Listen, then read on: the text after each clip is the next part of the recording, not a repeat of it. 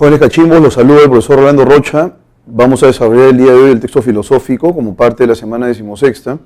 Ya en realidad el contenido temático está agotándose, pero de todas formas, en virtud de que en el último examen posiblemente se plantee algún texto filosófico o un texto científico, va a ser interesante establecer la confrontación entre los conceptos que vimos la semana pasada y el de esta semana, ¿no?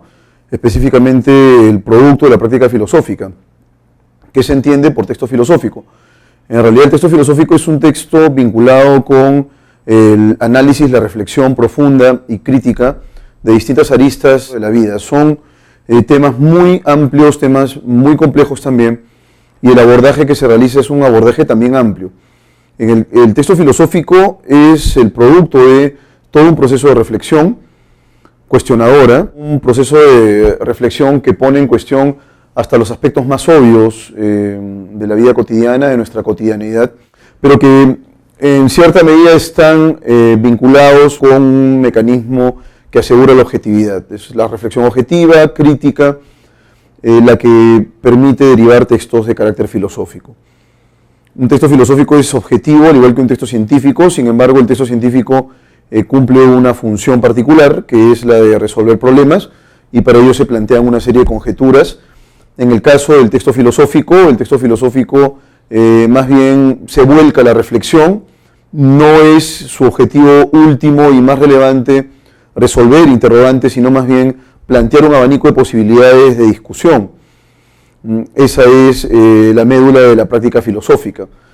En ese sentido, lo que vamos a hacer a continuación es abordar algunos textos filosóficos que harán posible extender un poco más este concepto. El concepto de filosofía en sí, cuyo sentido original en el mundo griego fue la búsqueda del saber por el saber, pero que ha tenido efectivamente un impacto más amplio que solo la búsqueda del saber por conocer, ¿no? En la actualidad, la filosofía podría tener una serie de aplicaciones interesantes en distintos ámbitos de la vida humana. Pienso yo, por ejemplo, en el ámbito de las profesiones. La formación profesional amerita efectivamente una reflexión filosófica profunda. En el ámbito, por ejemplo, del derecho, de la medicina, de las disciplinas humanísticas, siempre es importante la filosofía porque permite que podamos trascender y superar los escollos que podrían derivarse de nuestras intuiciones particulares, ¿no? Nuestro marco de conocimientos muchas veces es muy intuitivo, está lleno de prejuicios. La filosofía haría posible que nosotros podamos limpiar ese panorama y abordar de manera cuestionadora y profunda cualquier tipo de tópico vinculado con la vida humana, con el conocimiento mismo, entre otros aspectos de nuestra vida que podrían ser interesantes y pasibles de reflexión filosófica. Entonces vamos con los textos de ejemplo, que son 4. Vamos a hacer un abordaje, vamos a explicar si es menester los contenidos del texto y luego realizaremos el abordaje a través de las preguntas de opción múltiple. Bien, jóvenes cachimbos. Entonces tenemos aquí el texto filosófico, tenemos una pequeña definición. La temática es ecuménica en virtud de que son en realidad distintos los tópicos que se abordan: la realidad, el sentido de la existencia, el valor de la libertad, el fundamento de la ciencia. Y las disciplinas filosóficas, por ende, son también varias, ¿no? La nociología, la axiología, ¿no? La ética, entre otras disciplinas de carácter filosófico. Entonces la reflexión filosófica se decanta no necesariamente en la resolución de problemas, sino probablemente en un desagregado de problemas en términos más amplios, ¿no? Es posible que a partir de un interrogante se puedan desprender, con base en la reflexión filosófica, más interrogantes, que por supuesto van a ser interesantes y van a abrir también el debate en cuestión. Entonces vamos con el texto número 1. Texto número 1, dice aquí lo siguiente: la historia de la filosofía no es ciertamente un mero cúmulo de opiniones, una exposición de aisladas muestras de pensamiento sin vínculo alguno entre sí. Si la historia de la filosofía se trata solo como un ir enumerando diversas opiniones, y si todas esas opiniones se consideran igualmente válidas o sin ningún valor, conviértase entonces tal historia en inútil relato, o si se quiere, en investigación erudita. A ver, la historia de la filosofía no es simplemente un cúmulo de opiniones, ¿no? Eso es lo que nos está diciendo aquí. Si no es un cúmulo de opiniones que están aisladas, que están atomizadas, es porque el autor concibe la historia de la filosofía como algo más. Y entonces miren lo que dice aquí. Hay más bien en ella, o sea, en la historia de la filosofía, continuidad y conexiones, acción y reacción, tesis y antítesis. Eso quiere decir entonces que en lo que nosotros conocemos como historia de la filosofía desde Grecia hasta la actualidad, vamos a encontrar entonces una serie de engarces, ¿no? Una progresión, discusión por supuesto que se sustenta en lo que han dicho los filósofos con anterioridad, nutre la reflexión, de manera que no podríamos entender una corriente filosófica sin las corrientes que le han antecedido. Entonces dice lo siguiente aquí: y ninguna filosofía se puede entender realmente del todo si no se la ve en su contexto histórico y a la luz de sus relaciones con los demás sistemas. ¿Se dan cuenta acá? Entonces el ámbito relacional es la naturaleza relacional de la historia de la filosofía que hace posible que podamos establecer engarces significativos con otros sistemas de pensamiento. ¿Cómo va a entenderse de veras la mentalidad de Platón o a lo que le inducía a decir lo que dijo, a no ser que se conozca algo del pensamiento de Heráclito, Parménides y de los pitagóricos? ¿Cómo podría entenderse entonces la filosofía platónica si es que no se conoce en absoluto el pensamiento de Heráclito, Parménides, entre otros? El pensamiento platónico no es sino la evolución de un marco de conocimientos previo, ¿no? Una innovación también, por supuesto un planteamiento personal, particular, pero que no es que haya partido de nada, ¿no? Es en realidad un planteamiento que se decanta producto de otras tendencias de pensamiento. ¿Cómo podrá entenderse por qué Kant adoptó una posición aparentemente tan peregrina con respecto al espacio, al tiempo y a las categorías? Al menos que se tengan ciertas nociones sobre el empirismo inglés y se comprenda bien el efecto que produjeron en la mente de Kant las escépticas conclusiones de Hume. Entonces hay una relación causa-efecto ahí, ¿no? Hay una progresión, una gradación. Y si hay una progresión, entonces hay una conexión intrínseca. El tema central del texto es las relaciones en la filosofía, las tesis y antítesis filosóficas, las filosofías de Platón y Kant, la historia de la filosofía. Es sencillo. Aquí la clave correcta es la historia de la filosofía en rigor, ¿no? Nos hablan acerca del devenir y que hay una continuidad en virtud de que las disciplinas y las corrientes filosóficas se nutren unas de otras, ¿no? Clave correcta entonces, alternativa D. 2. El término peregrina se refiere a las, a lo raras que podrían resultar las afirmaciones kantianas si es que acaso no conocemos su influjo empirista, es decir, la influencia que él recibió, que era de tipo empirista, o la propuesta humeana, ¿no? O sea, él es producto básicamente de los filósofos que influyeron en él. Entonces el término peregrina es extraña, ¿no? Podrían parecernos extrañas si no conocemos a sus antecedentes, nuevamente. Y pregunta número 3, con respecto a la pregunta que se hace sobre Platón, se infiere que podríamos conocer a Platón si es que acaso antes no hemos conocido a Heráclito, Parménides, etc. Entonces, ¿cuál es la clave? Se infiere que era un contemporáneo ateniense, el filósofo Parménides, era un seguidor incondicional de Heráclito y Parménides, se comprende su pensamiento si se conoce a los presocráticos, esa es la clave, ¿no? Siempre a las fases previas de la filosofía, a las fases previas de ese proceso. La clave correcta sería la C. Vamos ahora con el siguiente texto. Quizás el más fácil y sencillo argumento que pretende probar la existencia de Dios sea el argumento de la primera causa. ¿Cómo es eso, profesor? Es decir, ¿cuál ha sido el origen de todo, ¿no? Se sostiene que todo cuanto vemos en este mundo, todo lo que te rodea, tiene una causa. Y que, por supuesto, que vamos desentrañando las causas particulares, ¿no? Hasta que finalmente se deriva a la siguiente idea. Se sostiene que todo cuanto vemos en este mundo tiene una causa y que al ir profundizando en la cadena de las causas llegamos a una primera causa y a esta le damos el nombre de Dios. O sea, Dios sería, en rigor, la causa prima, ¿no? Ese argumento no encierra ninguna validez. O sea, la causa prima no encierra ninguna, no es válida. Es lo que el autor dice directamente, ¿no? Puedo decir que cuando era joven y debatía muy seriamente estas cuestiones en mi mente, había aceptado el argumento de la primera causa, hasta el día en que a los 18 años leí la autobiografía de John Stuart Mill. Y hallé allí esta frase. Mi padre me enseñó que la pregunta ¿quién me hizo? No puede responderse, ya que inmediatamente sugiere la pregunta ¿quién hizo a Dios? Esa sencilla frase me mostró, como aún pienso, la falacia del argumento de la primera causa. ¿Bien? Si todo tiene que tener alguna causa, entonces Dios debe tener una causa. Si puede haber algo sin causa, igual puede ser el mundo de Dios. Aquí han colocado que, pero barrunto que tiene que ser de, ¿no? Por lo cual no hay validez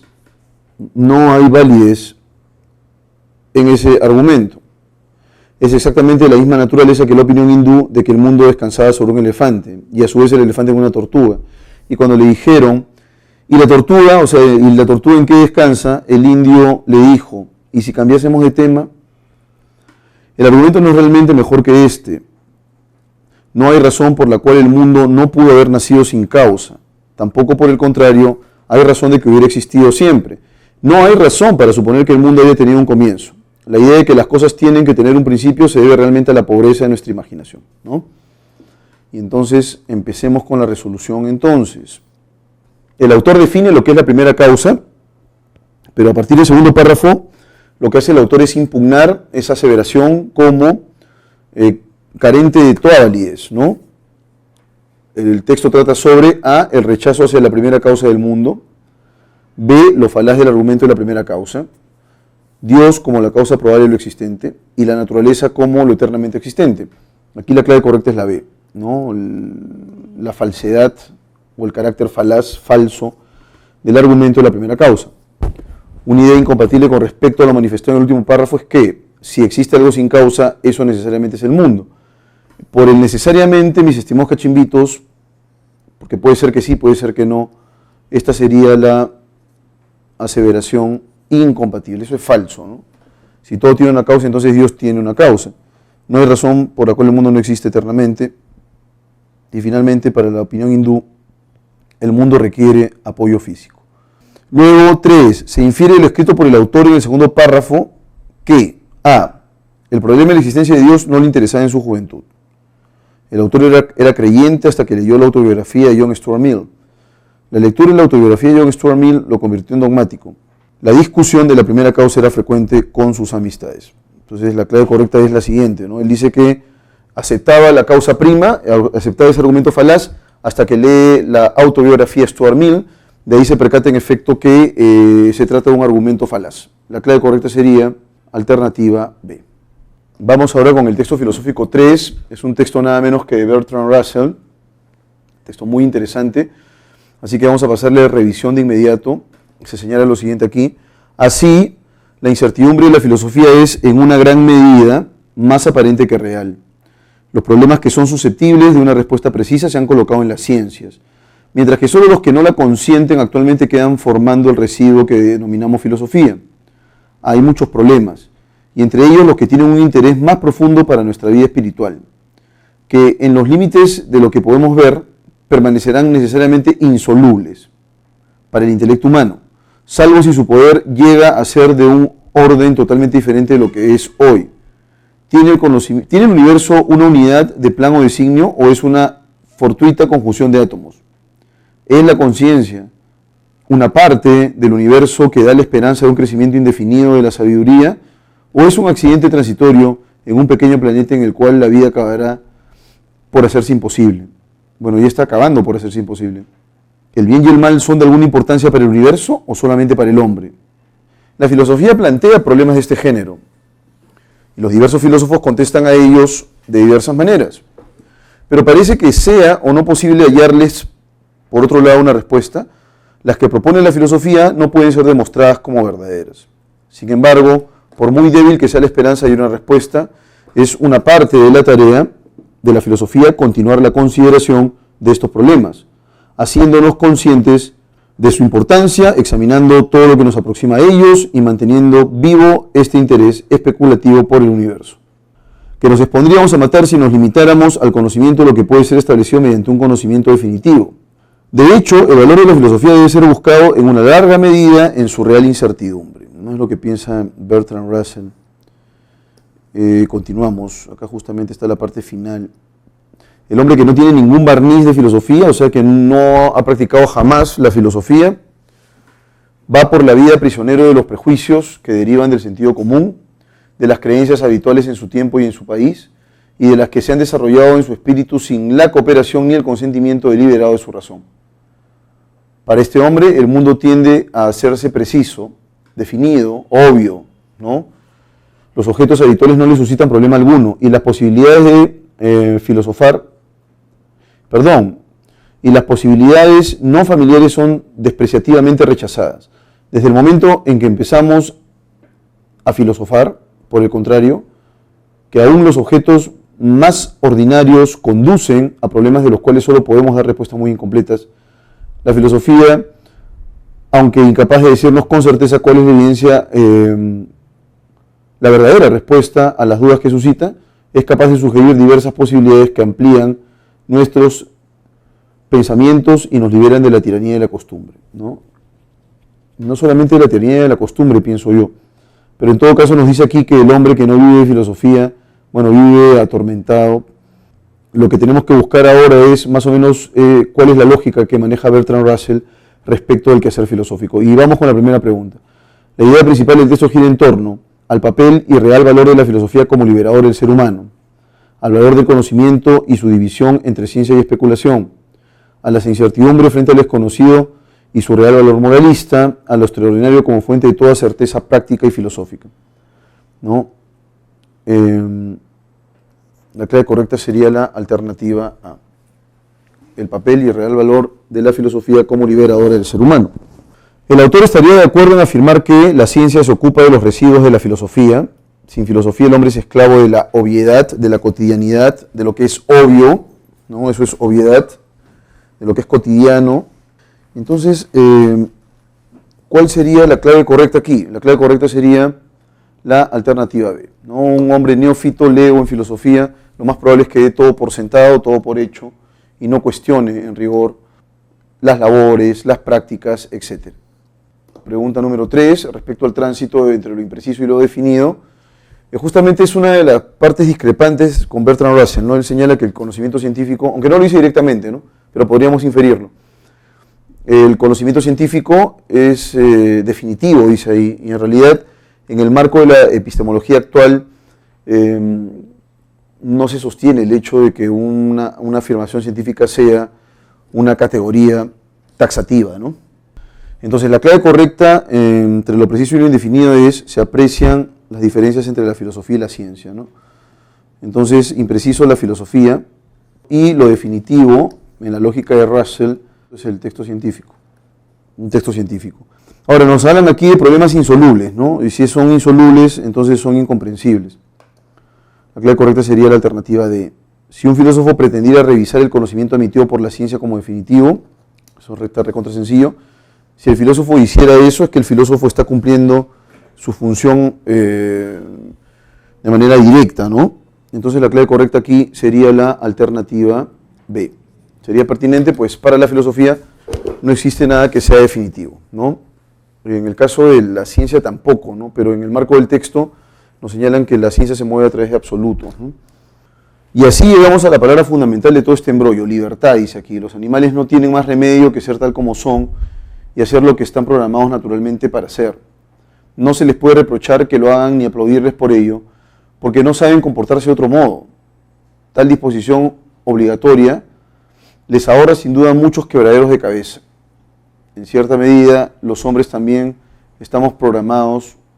Ya, entonces hasta aquí, ¿no? Lo que nos está indicando el texto es que existe una sujeción, digamos, los animales están sujetos a la biología. Entonces hay una relación de obligatoriedad, ¿no? Los animales se comportan así porque no pueden escapar a eso. Entonces dice aquí: tal disposición obligatoria les ahorra sin duda muchos quebraderos de cabeza. En cierta medida los hombres también estamos programados por la naturaleza. Y de modo menos imperioso pero parecido, nuestro programa cultural es poderoso. Nuestro pensamiento viene condicionado por el lenguaje que le da forma y somos educados en ciertas tradiciones, hábitos, formas de comportamiento, leyendas, en una palabra, que se nos inculcan desde la cuna unas fidelidades y no otras. Entonces hay una especie de influencia de carácter cultural según el autor del texto. Pero aun cuando estamos influidos por la cultura, tenemos en realidad capacidad de elección, ¿no? Luego dice aquí: con los hombres nunca puede uno estar seguro del todo, mientras que con los animales o con otros seres naturales sí. Por mucha programación biológico-cultural que tengamos, los hombres siempre podemos optar finalmente por algo que no esté en el programa. Podemos decir sí o no, quiero o no quiero. Por muy achuchados que nos veamos por las circunstancias, nunca tenemos un solo camino a seguir, sino varios. Cuando te hablo de libertad, es a esto a lo que me refiero. Y aquí conviene señalar dos aclaraciones. Primera, no somos libres de elegir lo que nos pasa, sino libres para responder a lo que nos pasa de tal o cual modo. Segunda, ser libres para intentar algo no tiene nada que ver con lograrlo indefectiblemente. No es lo mismo la libertad, que consiste en elegir dentro de lo posible, que la omnipotencia, que sería conseguir siempre lo que uno quiere, aunque pareciese imposible. En la realidad existen muchas personas que limitan nuestra libertad, desde terremotos o enfermedades hasta tiranos. Pero también nuestra libertad es una fuerza en el mundo, nuestra fuerza.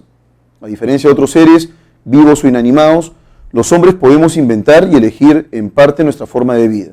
Podemos optar por lo que nos parece bueno, es decir, conveniente para nosotros, frente a lo que nos parece malo e inconveniente. Y como podemos inventar y elegir, podemos equivocarnos, que es algo que a los castores, las abejas y las termitas no suele pasarles. Nuevamente todo se reduce a la capacidad de elección. In town. Vamos ahora con la primera pregunta. La idea principal del texto es, ¿cuál sería entonces la idea principal de la lectura, señores cachimbos? ¿Los seres humanos no somos semejantes a los animales? Bueno, no somos semejantes, pero debe residir en algo esa diferencia, ¿no? Debe haber algún tipo de distingo, algún tipo de rasgo. De manera que esa no puede ser la clave porque es muy genérica, no nos indica cuál es la potencial diferencia entre uno y otro. Entonces, la A no puede ser clave porque es demasiado general, ¿no? Los animales están programados en sus respuestas, hay una programación biológica, también eso es cierto, pero esa es la idea principal. Los hombres, sobre todo, responden a su programa cultural, pero hay también una base biológica. A pesar de lo cultural y lo biológico, el ser humano puede elegir, ¿no? La libertad consiste en poder elegir entre alternativas. Esa es la respuesta correcta. Se trata de libertad. La libertad en términos humanos, ¿no? La libertad es privativa del ser humano. Si tú te comes un pollo a la brasa y ves lo que está en tu plato, entonces te enterarás que ese animal no ha elegido estar ahí, ¿no? Si una gata fuese capaz de resistirse a su conducta de celo y evitase encontrarse con otros gatos, entonces sería una gata esquizofrénica paranoide. Estas son categorías humanas, ¿no? No puede ser esa la clave. Un ente que dispondría de libertad, sí, porque tendría capacidad de elección. Un felino con una seria, debió decir seria, ¿no? Acá han colocado serie, vamos a corregir. Una seria enfermedad. Un animal afectado de depresión. También, digamos que la depresión animal, bueno, habría que definir en qué consiste, si acaso existe, ¿no? Luego dice acá, la palabra remedio tiene sentido contextual de paliativo, que es una atenuación, ¿no? No es un remedio completo, sino la atenuación de una dolencia. Curación, panacea, que es el remedio completo, total, de todas las enfermedades. Y alternativa sería la clave correcta, ¿no? Pregunta número 4, una idea incompatible con respecto al tenor del texto es que, busquemos la negación. Una persona de 90 años tiene bastante limitada su libertad, es cierto. No va a poder salir pues a jugar pelota todos los días, ¿no? Va a haber alguna serie de restricciones de carácter físico. Nadie es responsable de sus actos cuando gobierna un dictador. Eso sería incompatible. Aun cuando podríamos eventualmente formar o estar sujetos a un gobierno tiránico, a una dictadura, imaginemos, es posible que incluso en un contexto como ese puedas elegir, de manera que la libertad no se negocia. La clave incompatible es la B. C, las personas pueden decidir hacer aquello que les parezca bueno, eso es cierto. No somos libres de elegir el tipo de dificultades que enfrentaremos. Eso ya es contingente, ¿no? Es decir, puede que ocurra, puede que no ocurra, tú no escoges. Se infiere lo planteado en el primer párrafo que los animales no experimentan dilemas morales. Los animales están programados naturalmente. Los hombres son totalmente diferentes a los animales. Los hombres no están programados por la naturaleza. La clave correcta es la alternativa A. Los animales no experimentan dilemas morales, ¿no? ¿Por qué? Porque eso también está vinculado con nuestra capacidad de elegir y los animales no eligen, así que no podrían ellos experimentar dilemas de carácter moral.